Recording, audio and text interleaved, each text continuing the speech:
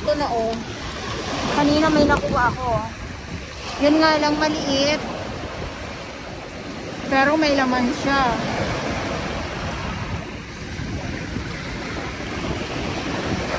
Ito na naman ang maglalabasan dito sa Manila Bay. Good morning, Manila Bay. Dolomite Sand po tayo at wala na yung tambak ng mga basura dito sa kabilang side or dito sa phase 1 ng ating Dolomite Sand. Iba talaga pag sunny puwersa ang ginagawa,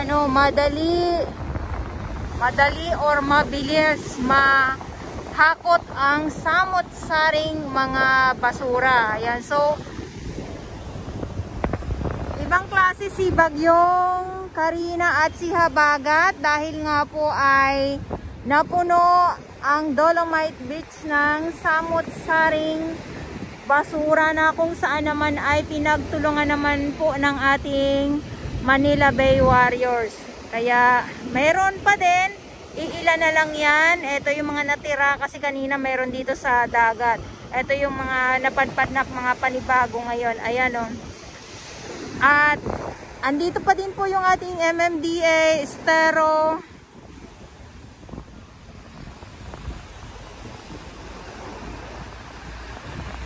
Yung iba nagsipag-alisa na. So, ang laki ng improvement pag sama-sama sa paglilinis. Gawa ng kita naman kita na kaagad ang ating Dolomite Beach po. So dito sa Dalampasigan, ito yung ating mga iilan ng mga kalat. Tinga-tinga na lang din po ito. Pero meron pa din dito na mga basura po. Ayan mga ano na lang yan, yung mga nasa ilalim.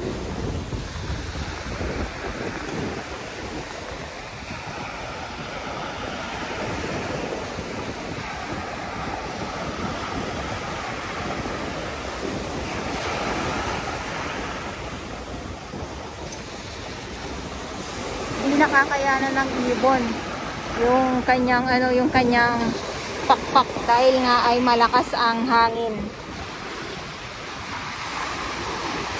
Yung ganito na malakas pa din po ang hangin at alon. Ayan ay dahil si Habagat naman po.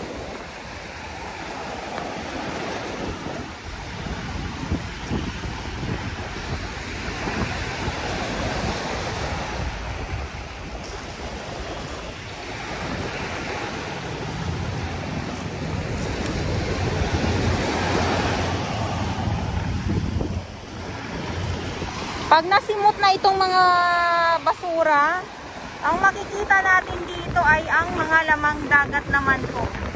Lamang dagat, biyaya ng Manila Bay.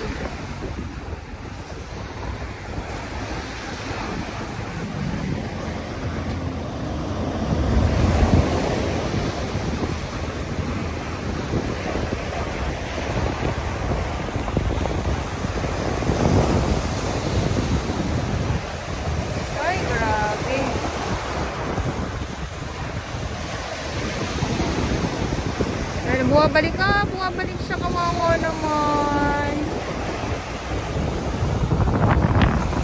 Balik ka dito, ibon.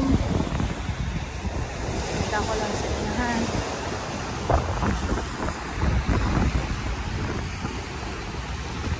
Kahapon ang view, tambak ang basura dito. Ngayon, wala na, konti na lang. Ito na lang po, konti na lang po yan,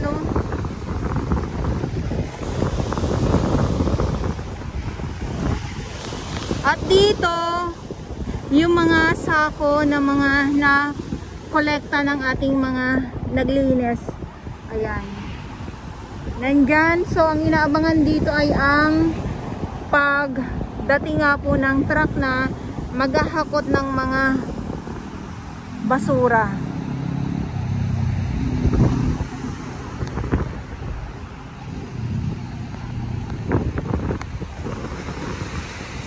nagtatanong po, no, ngayong araw, Friday, sarado po ang ating Dolomite Beach. Gawa nga po na nililinis po ito. Nililinis ang ating Dolomite Beach po. Ayan.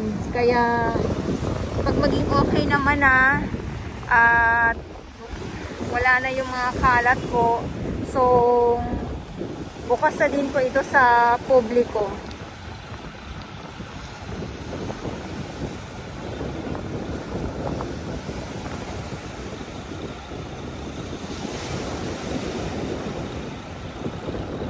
Grabe naman yung hangin talaga.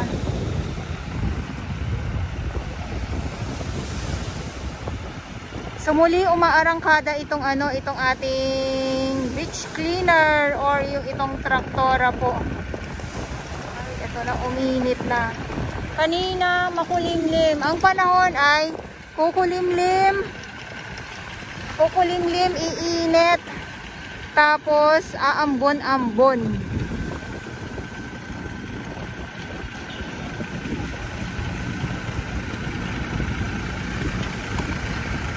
So dito tayo.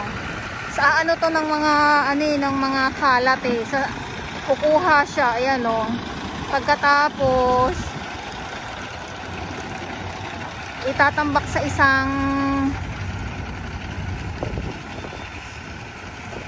isang pwesto, tapos ilalagay naman po sa sako.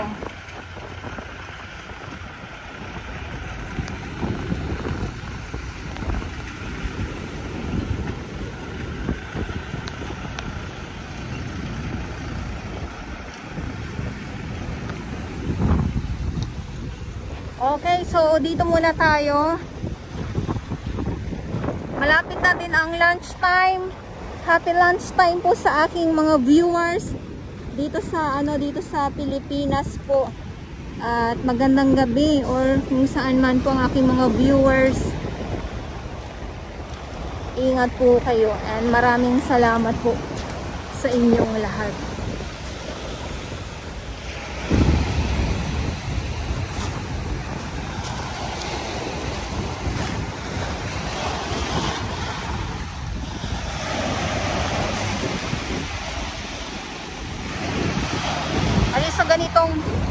Sa ganitong hampas ng malakas na alon, alam nyo po sumasama dito yung mga yung mga shell, yung mga halaan.